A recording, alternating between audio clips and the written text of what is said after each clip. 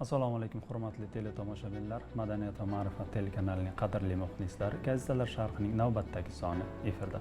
Bugun biz Til va adabiyot ta'limi jurnalining 4-soni haqida suhbatlashmoqchimiz. Shu maqsadda studiyamizga mehmonlarni taklif qilganmiz. Hozir studiyamiz mehmonlari bilan tanishtirib o'tsak, O'zbekiston Yozuvchilar uyushmasi a'zosi shoir Shodmonqul. Salom Shodmonqul aka, xush kelibsiz. Va keyingi mehmonimiz esa pedagogika fanlari doktori, professor G'ofur Hamrayev. G'ofur aka, sizni ham xush ko'rdik. Aynan dastlab jurnal haqida gaplashganda, jurnalni umuman shakli o'zgarganligi haqida har xil gaplar bo'lyapti. Aniqroq iliq gaplar ko'p gapirilyapti. Til va adabiyot ta'limi jurnalining aynan mana shu shaklga kirishi bilan bog'liq holatda. Bu yerda G'ofur aka, sizdan so'ramoqchi bo'lganim, aynan bu holat deylik, masalan biz jamoatchilik uchun deylik, jurnalistlar uchun yaxshi holat, chunki bu yerda ommaboplik bor. Endi akademik ta'lim egalari, aynan olimlar uchun bu holat qanday? Ya'ni olimlar aynan akademik ilm bilan shug'ullanadiganlarda biroz nisbatan ommaboplikni nisbatan vaqtinchalik deb qarash holati bor-da. Ular qanday qabul qilyapti olimlar? Mana shunga agar qisqacha to'xtalib o'tsangiz. Rahmat. Jurnal yangi formatda, yangi dizaynda chiqishni boshladi va u yerdagi maqolalarning o'sha nomlaridan ham ko'rinib turibdiki, bu yerda ancha oldingiga qaraganda ommabop shaklga kirgan, to'g'ri aytyapsiz. Lekin baribir ham bu endi ko'proq metodikaga oid bo'lgan, pedagogikaga oid bo'lgan maqolalarni yoki filologiya sohasiga doir bo'lgan maqolalarni ko'pincha bu jurnallarda e'lon qilinardi. Lekin hozirgi masalan mana shu yangilikni, yangi nafasni kiritilishi ham yomon emas. Buni ikkita tomoni bor. Birinchidan biz aytyapmizki, til va adabiyot ta'limi deyapmiz. Ta'lim deganimiz o'sha bevosita adabiyotning ta'limi bo'lganligi uchun adabiyot bu yerda asos vazifasini bajaradi. Shuning uchun ham o'qituvchilarimiz o'quvchilarga shoirlarning, yozuvchilarning asarlari haqida gapirib berganda ko'pincha avvalgidek quruq biografiya bo'lib qolmasligi uchun mana bu yerdagi ma'lumotlar, bu yerdagi maqolalar juda asqotadi. Shoir shaxsiyatini o'qituvchi ochib bera olishi uchun mana bu yerdagi ma'lumotlarni o'qisa, she'rni ham mag'ziga kirib olish osonroq bo'ladi. Agar eslasangiz, darsliklarda endi baribir hammamiz maktab ta'limida o'qiganmiz, darsliklarda masalan adabiyot darslarini o'tayotganda darslikda avval masalan biror bir shoirni nechta kitobi chiqqan, nechinchi yilda chiqqan, birinchi kitobi nima, ikkinchi kitobi nima degan masalalar bo'lardi. Yo bu yerda hozir juda ham yaxshi shoir haqida, ijodkor haqida yaxshi ma'lumotlar berilyaptiki, bu o'sha ijodkorni adabiyot darslarida haqiqiy nima demoqchiligini anglashga oson bo'ladi va shoir shaxsiyatini ham tushunishga yaxshi imkon beradi va yangi ma'lumotlar bilan boyiydi. Menimcha olimlar uchun ham bu yaxshi, ijobiy holat deb hisoblayman. Ommabop bo'lgani ham ommabop bo'lganligi albatta. Endi jurnalni o'ziga o'tadigan bo'lsak, jurnalda aynan dastlabki sahifalarida bosh muharrir minbarida bitta yaxshi mavzu ko'tarilgan. Bunga Shodmonqul aka ko'zi tushgan bo'lsa kerak. Bu yerda Farruh Jabborov shunaqa masalalarni ilgari surganki, ya'ni aynan bitta so'z misolida aytgan, o'sha Oltoyga borganda, Oltoy safari davomida aynan Shamayda muzqaymoqni ular balmuzdaq deb ataganligi va keyin boshqa turkiylarda qanday nomlanishi bilan bog'liq masalani ilgari surgan va bu yerda hozir sizlardan fikr so'ramoqchi bo'lganim, aynan G'ofur aka, sizdan ham bitta narsa, mana shu masalani, ya'ni bu yerda muallifni og'rintirgan narsa shunaqaki, biz mana shu turkiylar, bitta imperiya ostida ildizi bitta bo'lgan turkiylar ma'lum bir sabablarga ko'ra hozir hatto mana shunaqa oddiygina to'g'rilash mumkin bo'lgan til bilan bog'liq masalada ham alohida o'zimizcha rivojlanmayapmiz degan narsani. Ya'ni mana shu narsalarni birlashtiradigan bo'lsak, ya'ni turkiylar uchun o'zining tabiatidan kelib chiqqan holda mana shu atamalarni, hozir mana shuni so'ramoqchi edim, deylik, masalan turkiy birlik ostida qanaqadir bir tashkilotmi uni bir kengash sifatida deylik, uni alohida kengashda yig'inlar bo'lsaki, mana shu yangi kirib kelayotgan so'zlarni hamma turkiylar uchun mosrog'ini tanlash imkoniyati bizda qanday bo'ladi? Mana shu masalan agar ilgari surilsa, ya'ni biz o'shanda bitta so'zni borganimizda hech bo'lmaganda mana atamalarni osonroq bilar deylik. To turkiy xalqlarini qayerga boradigan bo'lsak, o'sha so'zni tushunishimiz va muloqotimiz yana osonlasharmidi degan fikr bor. Shu hozir Farruh Jabborovni o'sha kirish qismidagi maqolasini men tanishdim va tanishgan paytimda birdaniga o'sha fikr keldi. Bu yerda aytilyapti, to'g'ri aytilyapti. Haqiqatan ham mana shu turkiy xalqlarni bitta o'sha muzqaymoqni biz hozir muzqaymoq deb aytamiz. Muzqaymoq deymiz. Boshqalar hatto ice cream ham ishlatilyapti bizda hozir. Niyajon. Bu varianti ham bor. Aslida endi to'g'ri bizda muzqaymoq deyiladi va muallif aytyaptiki, mana muzqaymoq ham qozoqlar tomonidan ishlatiladigan varianti ham bu o'sha tarjima kalka varianti deb aytyapti. Masalan, turkiylarda do'ndirma deydi. Haqiqatdan bizda ham haligi shunga xos bo'lgan boshqacha semantika bor-da. Shuning uchun bu fikrlar to'g'ri va o'rniga kelganda bir narsani aytib ketishim kerak. Xabarlaringiz bor. Turkiy alifbo masalasida muhokamalar bo'ldi va bir qarorga kelish kerakligi bo'yicha bir 34 ta harf masalasi ularda. O'sha paytda kengash yig'ilishlarida biz ishtirok etganimizda oxirgi yig'ilishlarda aytildiki, mana shu kengash faoliyatida hali terminlar masalasi ham yoki chetdan kirib keladigan so'zlarni qabul qilishda maslahatlashib ish ko'rish masalalari ham qo'yilayotgan edi vazifa sifatida va mana shu hozirgi aytilayotgan gaplarga bu uyg'un. Bu narsa bo'yicha ham albatta ish qilinyapti va ayni paytda bu juda dolzarb masala. Agar shuni bir e'tiborga olmasak, biz sekin-asta tilimizni mohiyatini yo'qotib borishimiz mumkin-da. Uzoqlashish imkoniyati ko'payib ketaveradi. Albatta. Shodmonqul aka, aynan bu ko'tarilgan masala bo'yicha sizda qanday? Aynan mana shu avvalo rahmat, assalomu alaykum. Jurnalni bir jurnalist sifatida, ijodkor sifatida tanishib chiqib, to'g'risi xursand bo'ldim. Har bir ishni o'zini egasi qilgani yaxshi. Bosh muharrir Farruh Jabborov faqat mana shu bosma nashrda juda uzoq yillardan beri ishlaydigan tajribali, barakotli, ishni ko'zini biladigan muharrir sifatida bu yerda birdan bilindi. Bundan oldingi sonlari bilan ham tanishdim. Shuning uchun ish to'g'ri yo'lga qo'yilgani birinchi nimasi to'g'risi bu yerdagi jamoa, ijodiy jamoa. Shuning uchun bu yana ham rivojlanib ketishiga ishonaman. Aynan mana shu birinchi bosh muharrir minbari maqolasidagi so'zlar tilga olinayotgani ham umuman jurnalning til va adabiyot ta'limi bo'lgandan keyin mana shunday ochiq maqola bo'lishi bu juda dolzarb. Biz tilini yo'qotgan millat hamma narsasidan ayrilishini tarixda necha marta ko'rganmiz. Oxirgi ikkita odam qo'ygan ekan Rossiyada, bir uzoq o'lkada boshqa bir millatdan ikkitagina qo'ymagan. O'shalar o'sha kishi agar biz ham vafot etsak bu til yo'qoldi endi degan. Bu nihoyatda katta og'riq.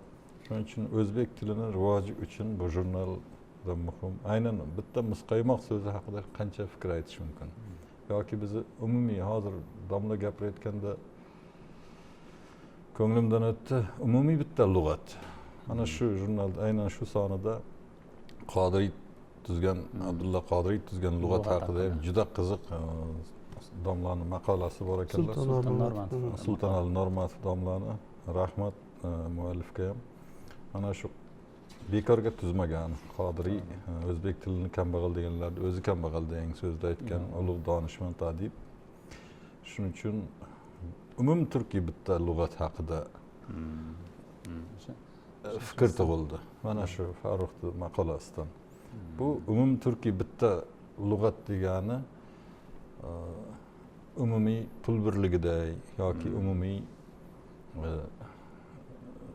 vizasiz rejimday bir narsa keltirib chiqishiga mana shu narsa omil bo'ladi. Chunki hamma gap ko'ngildan boshlanadi, qalbdan, tildan, diydordan boshlanadi. Shuning uchun ham bu jurnaldagi har bitta maqola endi o'z nimasida endi bevosita biroz to'xtalsam menga juda ma'qul bo'lgan bo'lmasa ilmiy maqolalar aksariyati bu yerda lekin ilmiy bo'lsa ham haligi mashhur filmda aytgandek odamga o'xshab gapirsang tushunaman deydiyu odamga o'xshab yozsa bo'lar ekan tushuntirsa bo'lar ilmiy ekan narsalarni ham ilmiy narsalarni ham buni muharrirlarni u yerdagi fidoyi nimalarni hissasi bor albatta.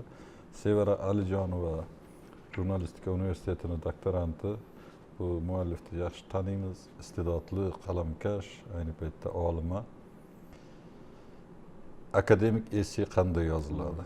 Masalan, essay haqida ko'pchilik ijodkorlarimiz o'zlarida ham tasavvurlar boshqacha bo'lib ketdi hozir. Bilmaydiganlar ham holatlar bor. Essay janrini mana barcha biladi. Bizni milliy adabiyotda ustoz Shukur Xolmirzayev haddi a'losiga yetkazgan essaylar kitobi o'zi bir nechta tom bo'ladigan bisoti bor.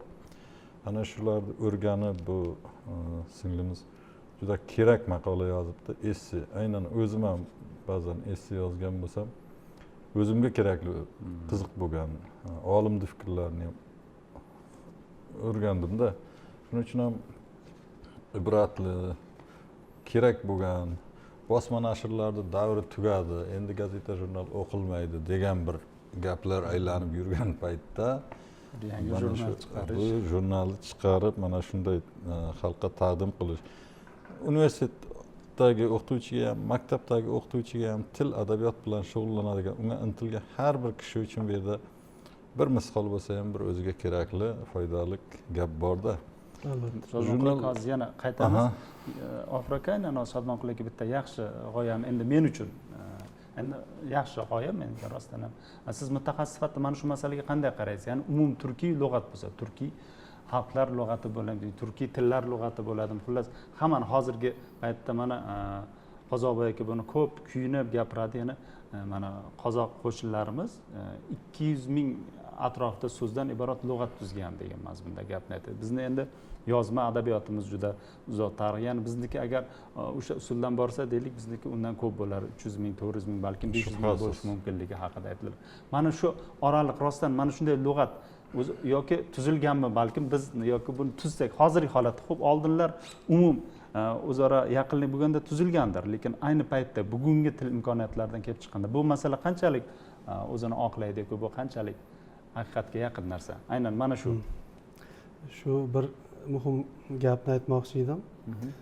O'sha Turkiy tilli davlatlar tashkiloti tomonidan Turkiy alifbo bo'yicha biz komissiya a'zosimizda yig'ilishlarda ishtirok etganimizda shu tashkilot rahbariyati, umuman olimlar tomonidan bitta fikr aytildida. Umum turkiy til haqida gap bo'ladigan bo'lsa, asos til bu o'zbek tili deb aytishdi. Bu juda katta gap. Endi shu ma'noda aytyapman men, so'zma-so'z aytmayapman. Sababi nimada? Sababi masalan Usmonli turk tilini olsangiz, bu bizning o'g'iz lahjamizga to'g'ri keladi. Qozoq tilini olsangiz, bu qipchoqqa to'g'ri keladi. Ular faqat qipchoqdan iboratda. Usmonli turklar ham faqat o'g'izdan iborat. Bizda endi uchalasi ham bor. Bizda qarluq ham bor. Mana qarluq bor. 3 ta lahjani so'zlari bu juda katta. Endi bu haqiqatan ham adabiy til doirasidagi so'zlar ko'p olingandir. Hali bu keng miqyosda o'rganilsa bizda haqiqatan ham so'zlar soni juda ham ko'p bo'ladi. Lekin aytganingizdek, agar biz turkiy tildagi so'zlar lug'atini qilsak, bu hammaga tushunarli bo'ladi. Endi to'g'ri, fonetik jihatdan, ayrim leksik jihatdan ham farqlanishlar bo'lishi mumkin, lekin har holda bu foydali ish bo'ladi. Buni to'g'ri ta'kidlayapsiz haqiqatan. Ahmad, rostdan ham hozir aytganingiz bizning tilimizning boyligi hamma uchun o'rta til bo'lishi bilan bog'liq masalada biz mana shu xabaringiz bo'lsa kerak, Bobolar izidan degan ekspeditsiya yo'nalishida bordik. O'shanda bu Shimoliy Sharq tomonga qarab yurgan paytimizda asosan qipchoq lahjasida va aynan qipchoq lahjasida, qipchoq lahjada gaplashib, ular bilan bemalol hech qanaqa masalan biz bilan Oltoylar bilan deyarli o'rtada, endi o'rtada oral masofalar bilan hisoblaganda 4000 kilometr atrofida masofa yo'l bosib bordik va bemalol tushunish imkoni bo'ldida. Bu Ozarbayjon tomonga borganda bemalol endi o'g'iz laqchamiz imkoniyatlaridan foydalanib ular bilan ham tarjimonsiz bemalol gaplashish tushunish imkoni bo'ldi. Aytganingizdek ular ham agar adolat ko'zi bilan qaraydigan bo'lsa oraliq til baribir o'zimizni til bo'lar ekan. Yana bitta misol bor. Yana bitta misol bor. Shu yerda turkiy tilli davlatlarning yig'ilishi bo'lyapti, davlatlar olimlari kelgan yig'ilish bo'lyapti. Atrofdagi masalan Qirg'iziston vakillari bor edi, Qozog'iston vakillari bor edi, boshqalar. Masalan Qirg'iziston, Qozog'istondan borgan olimlar nutqqa chiqqan payti boshqalar O'g'izda laqchasidagilar, Ozarbayjon, Turkiyadagilar ular tarjimon bilan eshitishyapti. Biz so'zga chiqqanimizda tarjimonsiz eshitishdi. Men shuni ko'rib, demak bu yerda hozir o'rtaliqdagi til o'zbek tili. Buni o'zimizni tilimiz bo'lgani uchun emas, adolat nuqtai nazaridan. Yo, adolat nuqtai nazaridan. Bu chunki tilning tabiati shuni ko'rsatadi. Shuning uchun maqolada bu narsa haqida mana bu o'rtaliqdagi bu yaxshi masala ko'tarilgan. Farruh Jabborov ham haqiqatda juda sinchkov va kuyinchak jurnalist hisoblanadi. Endi jurnalda hurmatli teletomoshabinlar, biz hozir jonli efirdamiz. Agar sizda jurnal bilan bog'liq, aynan jurnaldagi maqolalar va bu yerda ko'tarilgan mavzular bilan bog'liq savollar bo'lsa, bemalol bizning Madaniyat va ma'rifat telekanalining rasmiy Telegram kanali orqali yo'llashingiz mumkin va biz imkon qadar mutaxassislarimizdan javoblar olishga harakat qilamiz. Endi maqolada xabarlar sahifasi ham bor va bu yerda ham muhim axborotlar berilgan, aynan o'tgan kunlarni tarjimasi bilan bog'liq yoki ta'lim sohasida, ilm sohasida olib borilayotgan islohotlar bilan bog'liq va aynan mana shu jurnal taqdimoti va u yerdagi olimlarimizning munosabatlari ham berib borilgan. Davlat tilini rivojlantirish departamenti rahbari Nodirjon Uzoqning yoki maktabgacha ta'lim vaziri o'rinbosari Azizbek Turdiyevning, katta olimlarimiz Qozoqboy Yo'ldoshev, Xurshid Davron, Halim Saidovlarning, Muslim Alijonovlarning munosabatlari ham aynan berilgan jurnal bilan bog'liq masalalar va yana tomoshabinlarimiz jurnalni ko'rganda aynan bular bilan ham tanishishi mumkinligini eslatib o'tmoqchiman. Siz Qodiriy tuzgan so'zlik haqida fikrlaringiz bo'ldi. Endi bu haqida qo'shimchangiz bo'lsa ayting, bo'lmasa keyingi. Men ham ko'zim tushdi, o'qib qarab chiqdim. Alisher Navoiy nomidagi Toshkent davlat o'zbek tili va adabiyoti universiteti professori Sulton Normatov. Sulton Normatovning o'sha Abdulla Qodiriy so'zligi haqidagi maqolasi, bu albatta ilmiy maqola. Juda e'tiborli, e'tiborimiz tortdi va buni o'qigandan keyin o'qituvchilar yana bir yangi ma'lumotga ega bo'ladi. To'g'ri, bu til va adabiyot ta'limi jurnali metodikaga oid jurnal, bu ta'kidlaganimdek, va o'qituvchilar ko'proq e'tiborga havola qilinadi. Endi hozir bu ommabop bo'ldida o'qituvchilardan tashqari yana boshqa auditoriyalarning o'zini qamrayapti. Shu yerda mana shu maqolaning kiritilishi Abdulla Qodiriyning yana bitta qirrasini o'quvchilarga tushuntirishga yordam beradi. Bu yaxshi maqola bo'lgan deb o'ylayman. Endi keyin asosiy bosh maqolaga o'tadigan bo'lsak, bu yerda asosiy bosh maqola va bu yerda jurnal o'ziga xos bitta jihatda har bir sonda bitta savolni o'rtaga qo'yyapti. Asosiy savol bor, shoir kim degan savolni. Va shoir kim? Bu uni javobi bor. Aynan 4-sonda ham aynan mana shu savol bor va shoir kim degan savol o'rtaga tashlangan va endi u yerda esa shoir, aynan bu sonning shoiri Eshqobil Shukur tanlangan va bu haqida aynan shoirimiz Shodmonqul Salomning katta maqolasi e'lon qilingan. Yo'q, buni men o'qidim, hayajon bilan o'qidim, gapni ochig'i. Bu albatta shoirning yonida o'tirganim uchun aytayotganim yo'q. Buni o'qiganda haqiqatdan mana shu o'qish, mana maqola jarayonida jurnal tahririyati endi juda bir uyg'un ishlashganda va bu rasmlar, illyustratsiya materiallari ham juda sifatli va juda mazmunli bu yerdagi matnga mos tarzda berilgan. Yana bitta narsani aytib ketishim kerak o'rni kelganda, hozir kiramiz maqolani masalasiga va mana shu maqolani yana dolzarbligi bir jihatdan. Men hozir ona tili va adabiyot darsliklarini takomillashtirish jarayonlarida ham ishtirok etyapman bevosita. Darslik yozish jarayonlarida ham ishtirok etyapman. Bugun ona tili darsliklarimiz matnga tayanyapti. Matn asosida o'qitishga o'tdik. Ona tilida. Avval grammatika o'qitardik faqat. Va nutqiy ko'nikmalarimizda biroz muammolar bor edi matnni tushunish masalasida. Hozir endi matnni tushunishga o'tdik-da. Shunda biz darslik yozayotganimizda yoki o'qituvchi darsga tayyorlanayotganda o'quvchiga u tahlil qilish uchun bir yaxshi matn izlab qoldi hamma. Biz o'zimiz ham darslik yozayotganda muallif sifatida ko'p manbalarni ko'rdik-da, mana shunaqa bir va matnlarga juda ehtiyoj sezdik.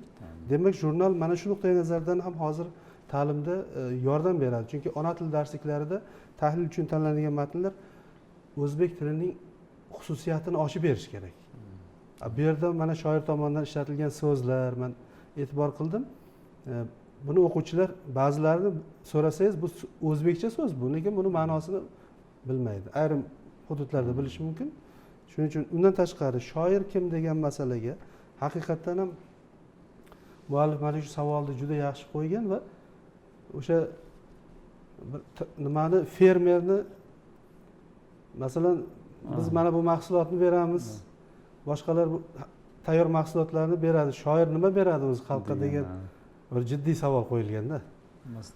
Va mana shu shoirning nima qilishi, shoir kim ekanligini Shodmonqul Salom tomonidan ochib berilishini o'zi juda katta gap va o'sha yerda haqiqatan ham shoirlarning qilayotgan ishlari men mana shu joyi juda e'tiborimni tortdi. Hozir mana shoir kim deganda muallif javob beradi-da. Keyinroq javob beradi. Endi u nimaga e'tibor qilmaydi, keyinroq o'sha o'zi bu savolni o'rtaga tashlaydigan odam, ya'ni umuman shoirning, umuman ma'naviyatning, ma'rifatning, umuman gumanitar sohaning keragi bormi degan savolda o'zi aslida bu yerda shoir kim degan savol orqasida mana shular hammasi turibdi. O'zi bu soha nega kerak? Ya'ni aynan tayyor material bermaydigan bo'lsa, jamiyatga to'g'ridan to'g'ri, ya'ni biz o'zimiz bilib bilmay boyaga aytganingizdek matnsiz shunchaki grammatika bilan ishladik, matnni his qilmaydigan avlodni shakllantirdik deyapsiz. Faqat test yechtirdik va biz natijada to'g'ridan to'g'ri moddiyatchi avlodni shakllantirib qo'ydikda. Hozir bu mana shu bittagina savolni orqasida mana shu katta og'riqlar turibdi. Masalan, shoir u yerda o'sha savolga javob bermasdan butun davrasiga keyin 30 kilometrlik masofani piyoda o'tib hamma narsaga qo'l siltab ketishini asosiy og'riq mana shunaqa qo'shimcha og'riqlar turibdi. Mana shu javoblari meni qiziqtirdi, chunki ko'pchilik javob bera olmaydi bu savolga. Ijtimoiy gumanitar sohani ko'pchilik aytadiki, masalan tabiiy yoki aniq fanlar bo'lsa, boshqa fanlarda bunda mahsulot bo'ladi, ko'rinadi deb o'ylashadi, lekin ma'naviyat bu yerda hozir o'sha maqola muallifini nimalarni, Shodmonqul Salom fikrlarini o'qib bermoqchi edim, to'g'ri, chunki menga juda ma'qul bo'ldi. O'sha kishining savolida ham jon bor deyilyapti-da. Boyagi fermer savol bergan, qattiq savol berganda. Endi shoirning vazifasi, elga foydasi nimadan iborat? Javob berilyapti. Shoir millat didini tarbiyalash bilan millatning didini tarbiyalash bilan shug'ullanadi. Bir, shoir milliy g'oyaga ruh va ilhom beradi. Shoir qalam bilan vatanni himoya qiladi. Mana buni ham endi ko'pchilik balandparvozli gap hisoblashi mumkin.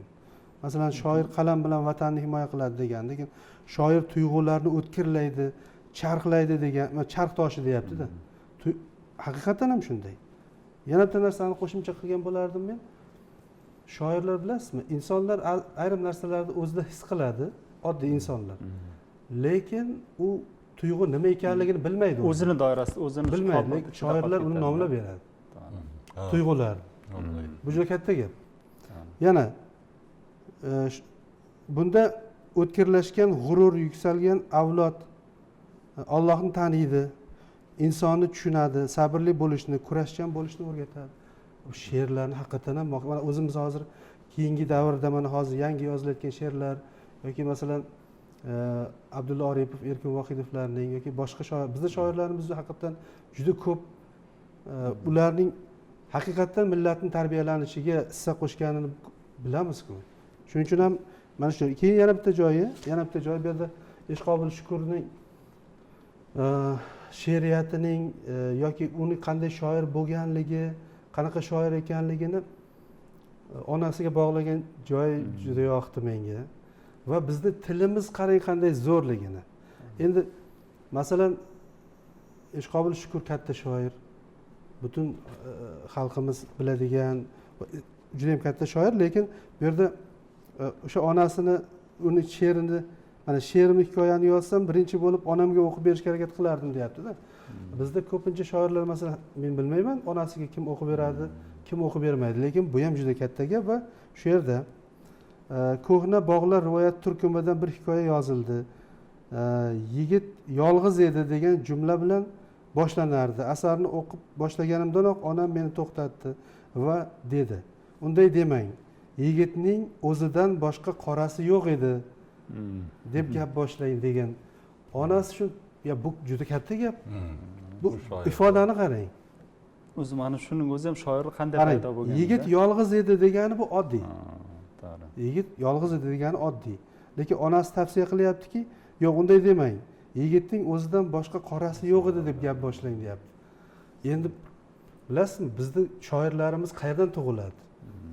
Millatimizni ziyolilari, fidoyilari, mana Abdulla Qodiriyni aytasizmi? Keyingi shoirlarimizni mana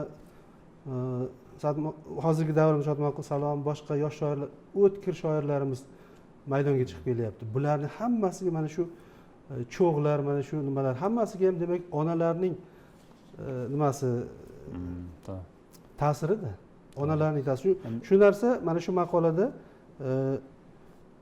Ishqobil Shukur shoir kim deganda demak bir qirda bir sirda nomli maqola bilan Shodmonqul Salomning o'sha katta maqolasi, agar endi buni hozir bizni tinglab turishgan bo'lsa, ko'rib turishgan bo'lsa, men tavsiya qilardim bu maqolani o'qimaganlar albatta bir o'qib ko'rsak, bilasizmi, hayot haqidagi fikrlari o'zgaradi.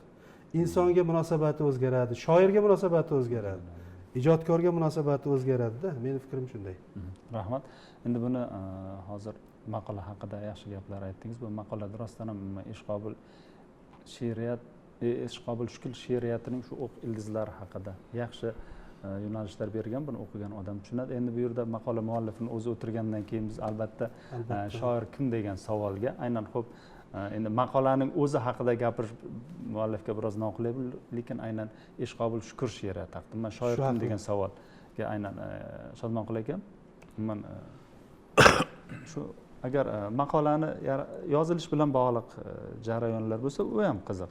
Lekin aynan maqola endi u boshqa, agar endi uning o'zini nimadir tarixi bo'lsa, agar bo'lmasa aynan mana shu savolga Ishqobil Shukur she'riyatining o'zi xosligi. Ustozlarimiz, yozuvchilarimiz, shoirlarimiz haqida shu qurbim yetgancha taassurotlarimni maqola, esse shaklida yozib kelyapman.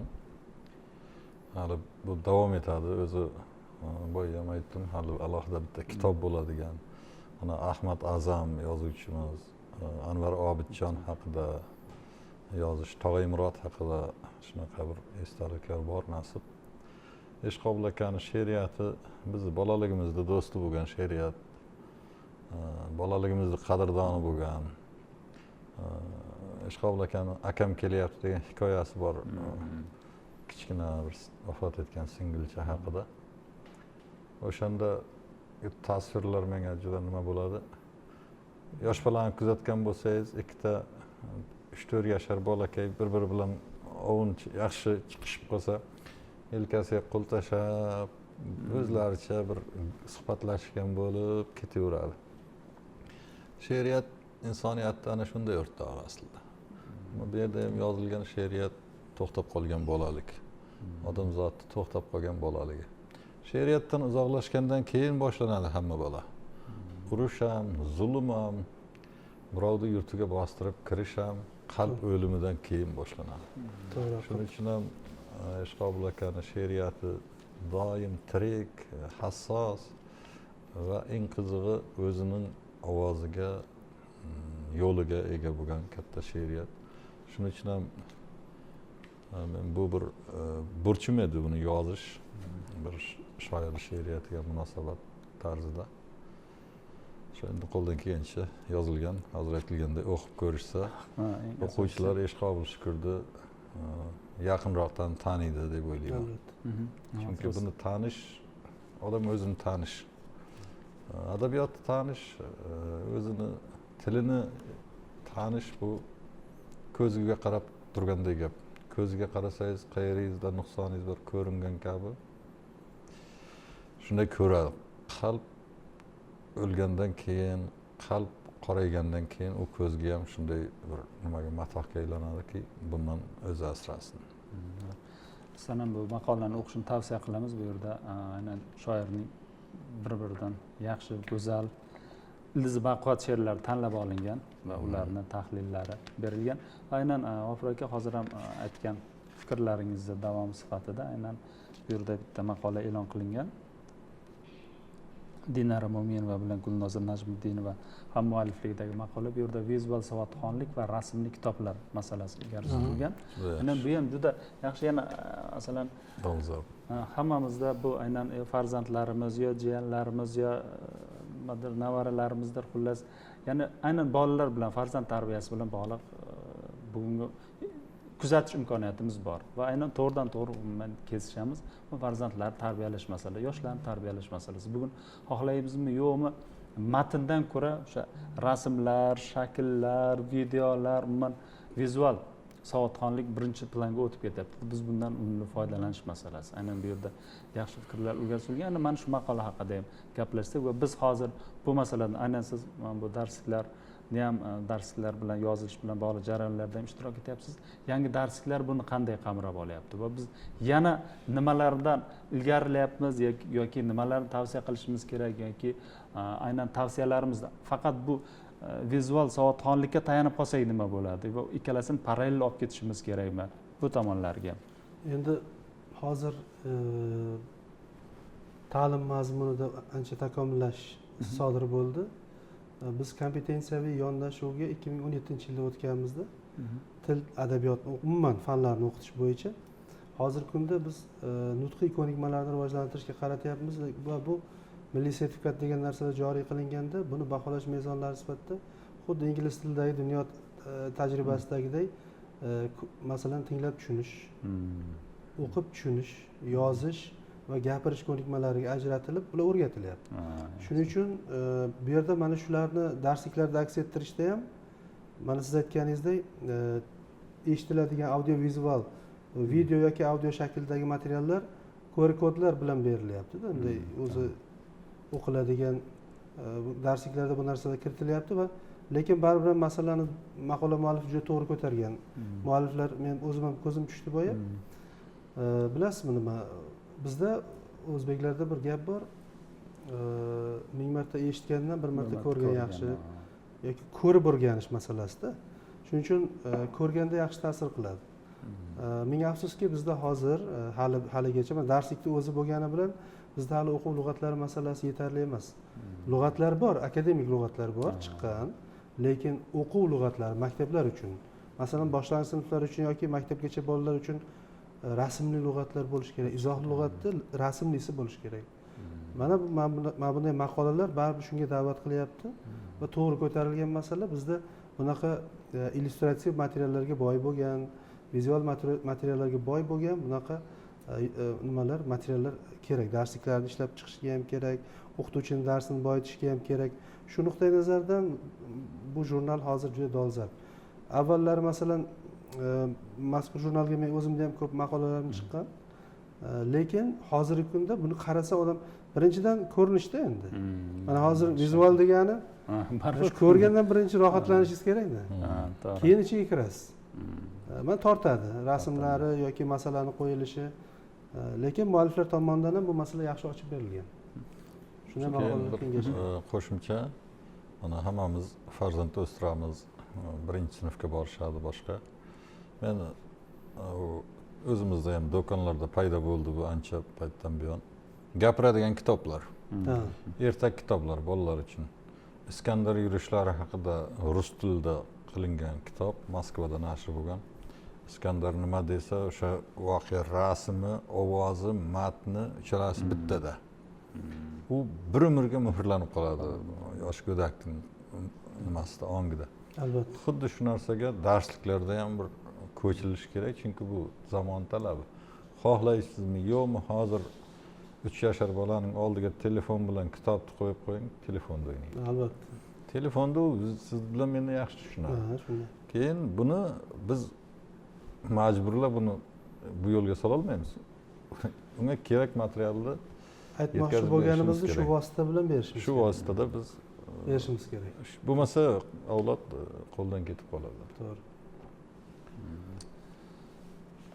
Yana bir narsa bor edi, boya nimani til haqidagi lug'ati Navo Qodiriyni lug'ati haqida nima qilganda ko'pchilik tanish, ko'pchilik biladi. Ustoz Erkin Vohidovning So'z latofati degan juda bir go'zal asari bor, kitobi bor.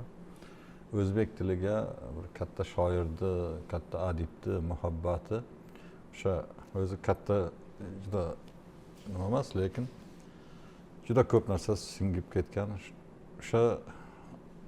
O'shanday nimalarni ham til haqidagi o'shanday asarlarni ham jurnalda sahifalarda ko'rsak, u takror bo'lmaydi. Masalan, Erkin Vohidov So'z latofatini ma'lum bir qismini bitta sonda bersa, balki davomli qilib bersa ham jurnalxonlar yutardi deb o'ylayman.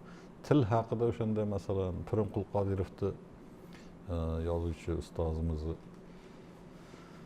Til millat taqdiri adashmasam kitobning nomi shunaqa alohida kitobi bor. Til haqida yozgan. Aynan Eshqobil Shukurni ham Bobo so'z izi haqida izdan degan ham Bobo so'z izidan. Ana shu bular hammasi ijodkorlarning tilga munosabati. Men bu aytganimdek, tushuntirishga yana ham osonroq.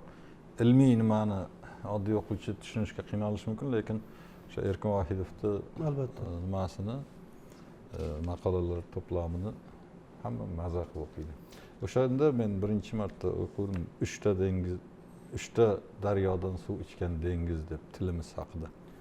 Juda Erkin aka batafsil, chiroyli qilib ifoda qilgan. Shunday rukunlarga ham urg'u berilsa foydali bo'ladi. Fikr uyg'otadi. Qo'shimcha qilmoqchi edim shu masalada. Eshqobil Shukur ijodiga yaxshi to'xtalingan, juda to'g'ri va mantiqli bo'lgan bu. Chunki bilasizmi, hozir nima bo'lyapti? Shodmonqul aka to'g'ri aytdilar. Biz ona til darslarida o'quvchilarga biz o'zimiz ona tilimizni tanishtirishimiz kerak.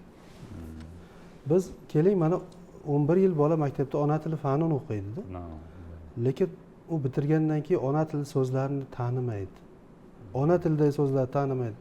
Shunda ona tili fani o'zini vazifasini bajarayotgan bo'ladimi? Mana shu jiddiy masala bor.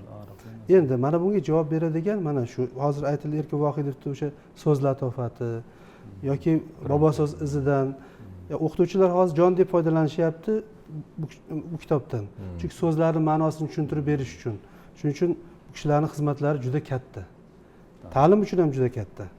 Shuni buni alohida aytish kerak edi, shuning uchun qo'shimcha qilyapman. Masalan, bunaqa narsalar har masalan buni o'sha jadid gazetasi ma'lum bir qismini berib boryapti. Hamma o'zini imkoniyati, o'zini yo'nalishiga qarab beraverish kerakki, har bir ko'rgan odamda fikr tug'iladi. Bu o'sha so'z haqida, uni tarix haqida yoki o'zi aynan deylik Bobo so'z izdanda bo'lmagan yoki so'z latofati uchramagan boshqa so'zning kelib chiqishi bilan bog'liq tarixini yozadi. Xullas bu fikr uyg'otadi, yo'nalishtiradi. Aynan hozirgi aytganingizdek, ya'ni 11 yil yoki 10 yil ona tili darsini o'tib, lekin ona tilini yaxshi bilmasdan bitirayotganligi bilan bog'liq og'riqli masalan ilgari surgansiz va aynan oldingi sonda ham sizning maqolangiz e'lon qilingandi, mana fonetikani ahvoli haqida.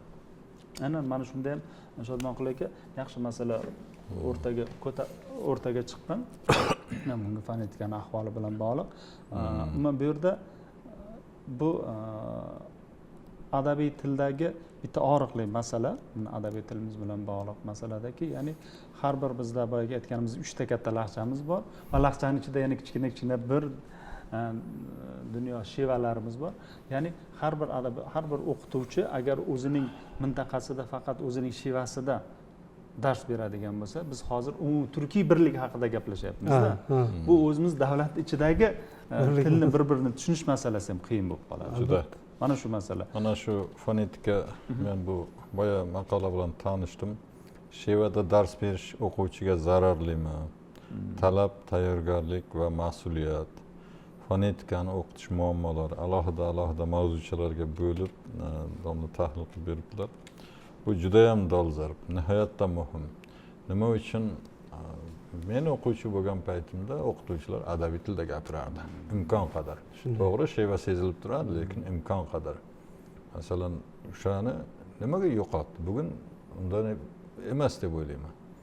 Toshkentda Toshkentcha, Surxondaryoda Surxondaryocha shevalar bilan aloqaladi. U bola poyezddan tushsa tushunmaydi bir-birini, ikkita viloyatdan kelgan odam. Oddiy bir hayotiylik. Keyin bu yerda o'zi bo'ladigan asosiy ilm tafakkur 17 yoshgacha shakllanib bo'lgan bo'ladi-ku. O'shagacha u ko'p narsadan bebahra qoladi. Qayerdan, nima uchun bir mashhur shoirimizni gapi bor. Germaniyada bir ayol o'zbekcha, nemis ayol o'zbekcha gapirib yig'lavardi deydi. Nimaga desa, u O'zbekistonda tug'ilgan ekan vaqtida. O'shanda asir tushgan kishini farzandi bo'lgan ekan. Urush yillarida o'zbeklar unga joy, non, tuz bergan ekan. O'zbek tilida shunday gapirib yuborgandan keyin turgan o'zbeklar hammasi bir boshqacha bo'lib, g'ururlanib, ko'zga yosh keladigandek bo'ldi. Men o'zbek xalqiga ta'zim qilaman degan so'zni o'zbek tilida aytdi. Bitta iboraning ta'siri, til degani, bu millatning o'zagi shu, o'q tomiri shu. Men boshqa jihatlarni ham nima qilmagan holda aynan tilni rivojlanish uchun olimona, shoirona, ana televideniya, boshqa vositalarimiz hammasi o'zining hissasini qo'shaverish kerak. Bu bir kishining yoki bir avlodni masalasi emas. Chunki hozir xohlaysizmi yo'qmi bir talash dunyosi. Tilini, libosini, urf-odatini, taomini turli shaklda odamni iyagini ostigacha olib kelib nima qilyapti? O'tkazishga harakat qilyapti, reklama qilishga. Buning hammasida o'z manfaati yotadi. Bu manfaatni himoya qilish mana shu tildan boshlanadi. Olimga mana shu maqola uchun ham rahmat deymiz. Buni albatta nimalarimiz, o'qituvchilarimiz foydalanish kerak. Aynan baribir maqola chegaralangan. Agar o'rganib qolgan yoki o'sha tahrirdan keyin tushib qolgan qaysidir jihatlar biz qo'shimcha qilishingiz mumkin. Aynan bizda O'zbekistonda fonetik ta'lim masalan, fonetikani o'rgatish bilan, o'rganishimiz bilan bog'liq masalalar. Va bunda baribir ko'p qiynalamiz. Biz ayniqsa boshqa tildan o'zlashgan so'zlarda bizda juda qiyin. Ya'ni biz imkon qadar o'sha olingan tilning talaffuz me'yorlariga moslashga harakat qilamiz. Xullas shunaqa nimalarimiz borda bizda. Qarang, bitta misol keltiraman-da. Ijtimoiy tarmoqlarda juda ko'p xabarlar o'qiymiz. O'zbek o'quvchisi 9-sinfda IELTSdan 9 daraja oldi. 8 daraja oldi, 7 daraja. Bular endi baland darajalar. Masalan, C1 darajani olganlari bu inglizlar qanday gapirsa shunday gapirish holatida endi. Endi qarang, o'zbek bolasi IELTSdan 9 daraja olyapti-da, chunki u yerda speakingda, ya'ni gapirishdan ham eng yuqori olyapti. Demak, inglizlarni bizda artikulyatsiyamizga to'g'ri kelmaydigan tovushlarini to'g'ri aytib balolayapti. Lekin shu bolalar h bilan h ni farqiga bormaydi, o ni farqiga bormaydi, i ni farqiga bormaydi. O'zini ona tilidagi tovushlarni farqlay olmaydi. Talaffuzda ham farqlay olmaydi, yozuvda ham xato yozadi. Mana shu muammo haqida gapiryaptim. Va buni omillari ko'p. O'qituvchi bilan bog'liq omili bor. Metodik ta'minot bilan bog'liq muammolarimiz bor. Ilmiy tadqiqot bilan bog'liq muammolarimiz bor. Mutaxassislarimiz yetishmaydi. Darsliklarimizda mashqlar yetishmaydi, talaffuz mashqlari. Mashq to'plamlarimiz ishlamaydi. Buni muammolari ko'p. Shuning uchun bu yerda men mavzuchalar shaklida berishga harakat qilganman maqolada va eng tilni o'rganish o'zi fonetikadan boshlanadi-da. Va o'zimizni ona tilimizda chiroyli gapira olmasak, mayli, to'g'ri, u kerakdir. Chet tilda ham kerak. Yaxshi yashash uchun, masalan, muvaffaqiyatga erishish uchun ingliz tili kerak. Zamon talabi. Lekin o'zini ona tilisini tovushlarini, masalan, xorijiy tilnikini zo'r biladi, o'zini ona tilidagilarni bilmaydi. Bu birinchidan vatanparvarlik ona tilini sevishdan boshlanadi. Buni endi maktablarda biz o'rgatishimiz kerak. Ishimiz ko'p bu bo'yicha. Shuning uchun ham fonetika masalasi meni o'zi og'ritib yurgan edi anchadan beri va bu haqda ayrim maqolalar bergandim. Bu yerda ko'p maqola 3-4 ta mavzu bor, eng muhim mavzular shu shaklda berganmiz. Lekin bu yerdagi masala og'riqni o'qituvchilarni raqamlar bilan ham bergansiz. Raqamlar juda og'riqli, juda og'ir albatta bu yerdagi foiz berganingizda. Tahlillarim bor. Bu bo'yicha ko'p ishlaganman. Chunki men 2019-yilda pedagogika fanlari bo'yicha falsafa doktorlik dissertatsiyasini himoya qilganimda aynan fonetika o'qitish metodikasi bo'yicha qilganman va tahlillarim bor edi bu bo'yicha. O'qituvchilar bilan ham o'quvchilar bilan ham umumiy masala, bitta masalani aytaman. O'qituvchilar mana bugun dars o'tyaptida bolaga yoki diktant olyapti, diktant olganda o'quvchiga 3 qo'yyapti-da. Masalan, bola shu yerda 10 ta xato qildi, 3 qo'yyapti o'qituvchi, lekin o'sha 10 ta xatosini bilmayman 5 tasi o'qituvchining xatosi bo'lishi mumkin. Chunki o'qituvchini o'zi to'g'ri ayta olmaydi h bilan x ni. O'quvchi uni eshitgani bo'yicha yozyapti. Lekin o'qituvchini uni xatosida ta'siri bor. Lekin o'quvchiga 3 yoki 2 qo'yyapti. Bu qanchalik adolatli bu? Avval o'qituvchi o'zini, biz o'qituvchilarimiz adabiy talaffuzni to'liq o'rganish kerak. Menga bir kishi savol berdi. Bir hududda yurgan edik. Aytdiki, biz mana maktabda o'qityapmiz ona til deydi, lekin televideniyada jurnalistlar shevada gapiryapti degan savolni qo'yishdi. Bu albatta davlat televideniyasiga tegishli emas. Buni hamma biladi. Shunda men aytdimki, o'qituvchiga aytdim. O'qituvchiga birinchidan bu savolingizga men boshqacharoq javob beraman dedim. Men televideniyaga biz ko'pincha chaqirganda biz boramiz. Bu yerdagi talabni hamma biladi. Lekin o'sha ne ajabki, masalan bir kishi keldi, boks bo'yicha jahon chempioni, ko'p natija ko'rsatib qo'ygan, u boshqa tomon futbolist, bittasi futbolchi, bittasi yoki matematik, bittasi shaxmatchi. Undan intervyu olish kerak-ku. Unda adabiy tilda gapirish ko'nikmasi yo'q-ku. Uni maktabda 11 yil davomida o'qituvchi o'rgatish kerak edi uni. U hozir ko'nikmasi bo'lganda albatta buni qilardi buni. Shuning uchun baribir ham maktabga borib, baribir shu o'qituvchini o'zida. baribir maktabga borib taqaladi bu masala. Shuning uchun bu masala ko'tarilgan. Keyin bitta narsa shu yerda qo'shimcha bor.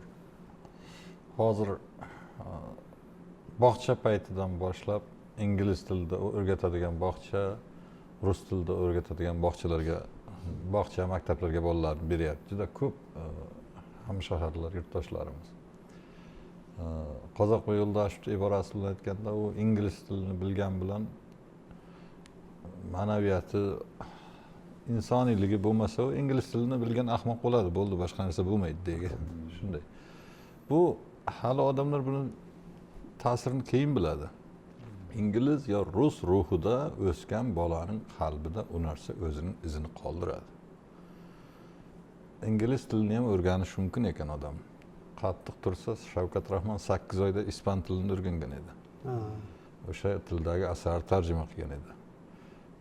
O'rganaman desangiz, 1 oyda kompyuterda o'rganib, shu bo'yicha bir maqola yozadigan ustaga aylanasiz. Lekin ma'naviyatni o'z vaqtida olinadigan ezgu ozuqalar bor. Go'dak sutdan urilsa qanday zaif bo'lib qolgani kabi, u keyinchalik hayotida hech qachon o'sha ona sutini o'rnini tiklay olmaydi. Bu til masalasi, til ruh topib kiradi qalbga. Ana shu narsani e'tiborga olmayapmiz. Bu juda jiddiy masala. Har kim ertangi avlodidan yaxshi umidi bor kishi avvalo milliy ruhga urg'u berish kerak. Chunki ko'ryapman, ayrim oilalarda masalan 5-6 sinfda o'qiydiganlar umuman sovuq rus ruhida bir boshqacha tarbiya. Chunki maktabda u qalb shunga ketdi. Buni inobatga olish kerak deb o'ylayman. Bu bo'yicha alohida maqola yozish kerak ekan. Albatta. Endi agar jurnalni o'qiydigan jurnalxonlarimiz, o'quvchilarimiz bunda yana boshqa bir qator ilmiy maqolalarni ham o'qishlari mumkin bo'ladi. Aynan ko'makchi bilan bog'liq. Bir ko'makchi so'zining tarjimadagi ahamiyati. To'lqin Saidullayevning maqolasi e'lon qilingan yoki Mahbub Ismatovaning ramz tushunchasi, nazariy masalalar va tasnif nomli maqolasi bor. Umuman bu yerda boyagi boshda aytganimizdek akademik usulda yozilgan maqolalarim bor, chunki bu filologiya va pedagogika yo'nalishi bo'yicha aynan OAK ro'yxatiga kiritilgan. O'shaning uchun ham bu yerda ilmiy maqolalar bilan ham tanishish mumkin. Ya'ni bular har biriga alohida batafsil to'xtay olmaymiz, chunki bizda vaqtimiz ham chegaralangan, vaqtimiz ham oxiriga qarab yakunlab boryapti. Hozir undan oldin boyagi baribir hamma mavzularimiz o'shanda aylanib keldida. Fonetika ta'lim bilan bog'liq masalalarimiz ham aynan bosh maqoladagi bir qirda bir sirda maqola asosida e'lon qilingan. Shodmonquliki, sizni maqolangizda ham o'sha ya'ni shoir kim degan savol va uning javobi bilan bog'liqli masala, bularning hammasini qiziq menda aynan meni bitta kuzatuvimga ham aynan mos keldi. Mana shu masalada biz Ozarbayjonga borganimizda bitta narsani kuzatdik. Asosiy narsa u yerda gumanitar fanlarning o'rni. Masalan, o'sha gapni ko'p nufuzi ancha yuqori. Aynan bu haqida yana alohida bemalol vaqt bo'lganda gaplashish mumkin ekan va bitta o'sha yerda suhbatlashib o'tirganimizda Ramz Ravshan bilan Ravshanga shunaqa endi hozir bugun odamlar adabiyotga munosabati yaxshi emas, shoirlarni eshitmayapti degan savol bo'ldi-da, o'shanda Ramz Ravshan aytdiki, yo'q dedi, unaqa emas dedi. Men hozir dedi shunday ko'chaga chiqsam, kechgacha uyga yetib bora olmayman. Meni shunaqa muxlislarim ko'p hozir ham. U shunchaki biz zamonda aytamiz, gap unda emas. Ya'ni uni bemalol to'g'rilash mumkin degan gapni aytdi va bugun o'sha Ozarbayjon xalqi nimagadir erishayotgan bo'lsa, aynan mana shunaqa shoirlarni, yozuvchilarni, umuman gumanitar sohaning ahamiyati bilan bog'liqda. Bugun Ozarbayjonda qanday yutuqlarga erishayotgani. Va bu mana shu, ya'ni bizda ham oxirgi paytda mana kitobga, kitobxonlikka, adabiyotga berilayotgan e'tibor ham mana shu bilan bog'liq. Ya'ni bu shoir deganimiz faqat nimadir moddiy narsa bermasa, endi u bilan xayrlashish kerak degan narsa emas. Aynan bu yerda ham mana shu fikrlar ilgari surilgan va jurnal haqida, maqolalar haqida xulosaviy fikrlar, tavsiyalarimiz. Yana ham boya aytilgandek yangi ruknlar joy nima qilinsa, yo'lga qo'yilsa, aynan tilga, adabiyotga va buning maktabdan to eng oliy dargohlardagi nimagacha ta'limiga naf tegadigan hamma shakldan foydalanish kerak deb o'ylayman. Keyin bu jurnalni joylarga, aynan maktablarga, aynan maktab nimalarga yetib borishini inobatga olish kerak va yetib borish kerak. Bu shuncha qilinayotgan mehnat, katta bir ijodiy jamoaning mehnati ko'rinishi kerak.